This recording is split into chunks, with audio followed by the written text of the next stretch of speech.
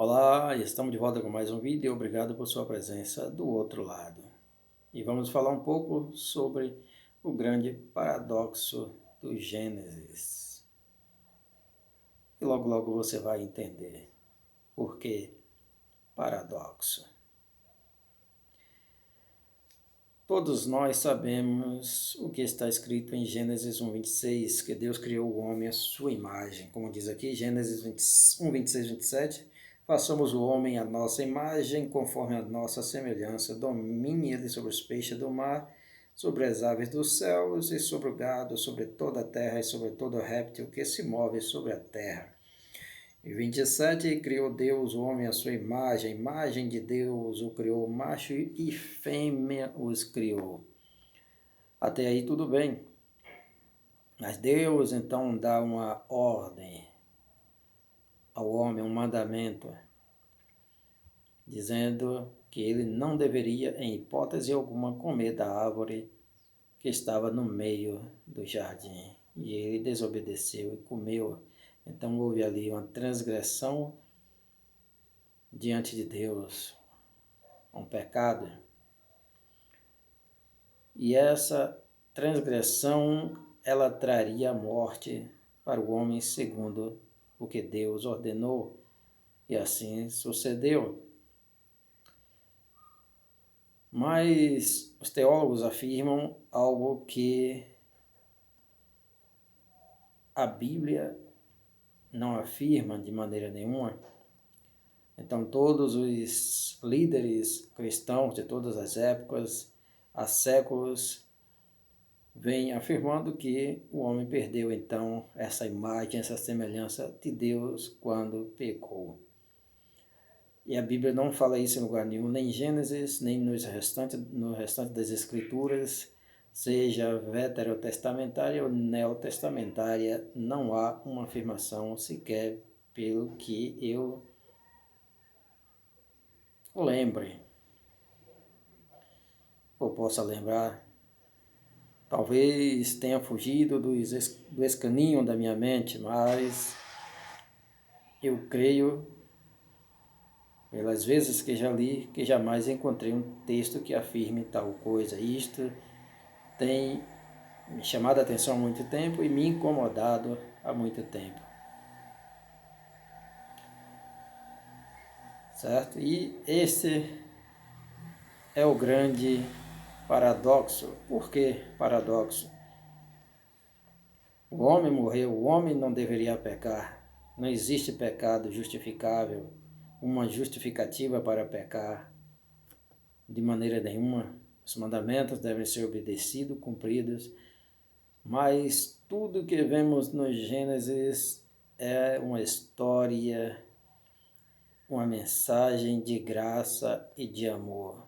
Pois logo nós vemos Deus se aproximando do homem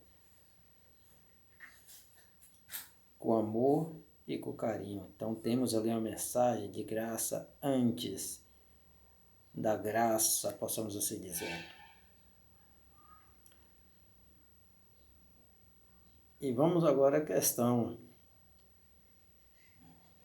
Se a Bíblia não afirma que o homem perdeu essa imagem e semelhança, veja que Deus criou o homem à sua imagem e semelhança. Veja bem. Certo? E o que acontece após a transgressão? Você vai ficar chocado ao saber. O que acontece após a transgressão é que o homem torna-se mais semelhante ainda a Deus. Esse é o paradoxo, certo? E essa é a mensagem da graça no livro do Gênesis e do amor de Deus no livro do Gênesis. Um Deus que muitas vezes algumas pessoas têm chamado de carrasco, Deus carrasco e sanguinolento no Antigo Testamento.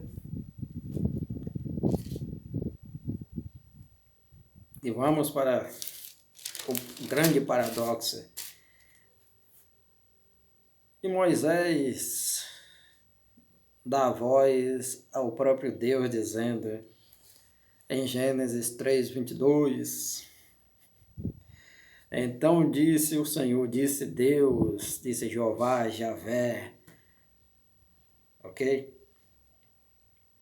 Eis que o homem é como um de nós, sabendo o bem e o mal. Veja bem, é comum de nós. Isso depois da queda, depois da transgressão. Sabendo o bem, o mal, comeu da árvore do conhecimento do bem e do mal. E a prova disso está na ciência e na tecnologia, esses grandes avanços, essas grandes invenções que nós temos, que nós pensamos como o homem é capaz de criar, de inventar tal coisa. Então o homem tornou-se mais semelhante após a transgressão. E não sou eu que estou dizendo, é a Bíblia. E não é somente a Bíblia, é Deus.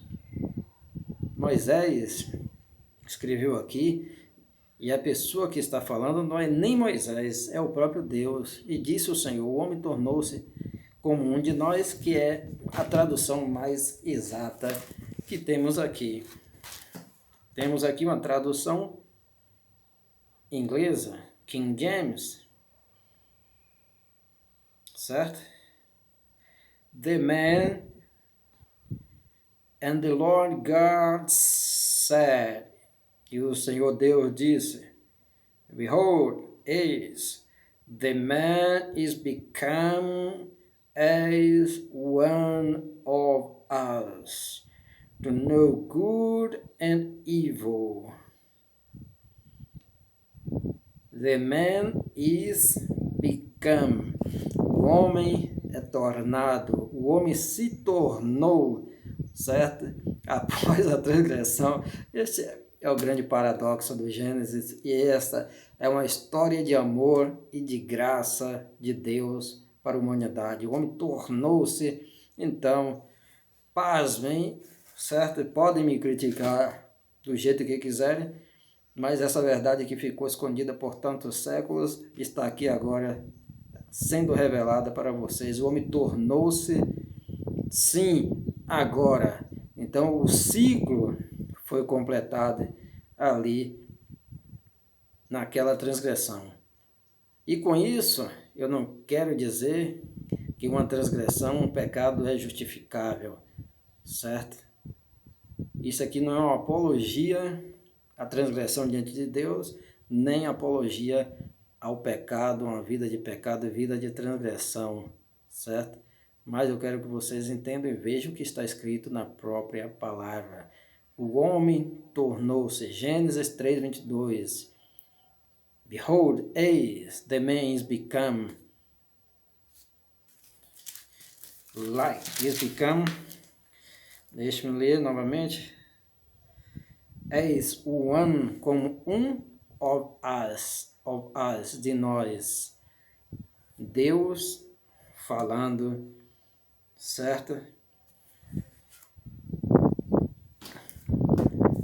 Consigo mesmo, ou com outros seres celestiais. Alguns podem colocar aqui a Trindade, Pai, Filho e Espírito Santo, mas o que importa é Deus falando como inicia o versículo, certo? Como inicia o versículo, e and the Lord God said, o Senhor Deus diz, behold, eis, the man is become one of us. Tornou-se um de nós, diz essa versão em inglês, certo? Become one of us, tornou-se um de nós. Algumas versões tornou-se como nós, ou é como nós, ou como um de nós, certo? Eu tenho aqui uma versão católica, vamos ver o que é que ela diz, certo?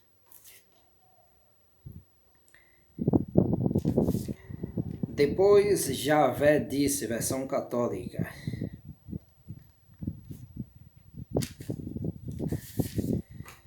o homem se tornou como um de nós, conhecedor do bem e do mal, certo? Se você tem dúvida, confira Gênesis 3:22, após a queda, o homem torna-se, após a transgressão, o homem torna-se então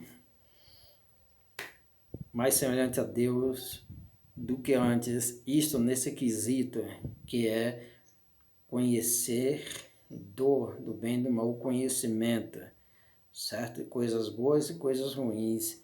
E isto nós vemos na tecnologia atual, certo? Vemos na ciência atual e ficamos muitas vezes boquiabertos como é que o homem pode inventar tal coisa, construir tal coisa. Naves espaciais, aviões, navios feitos de aço que flutuam nas grandes águas submarinas e muitas coisas. E nos perguntamos como, e o segredo está aqui, a graça de Deus. Então, Deus, conhecedor de todas as coisas, ele sabia o que estava fazendo e sabe o que está fazendo e sabia que a humanidade iria precisar dessas grandes invenções, certo? Tanto na ciência como na tecnologia, na saúde principalmente, na área da saúde, na área médica, certo?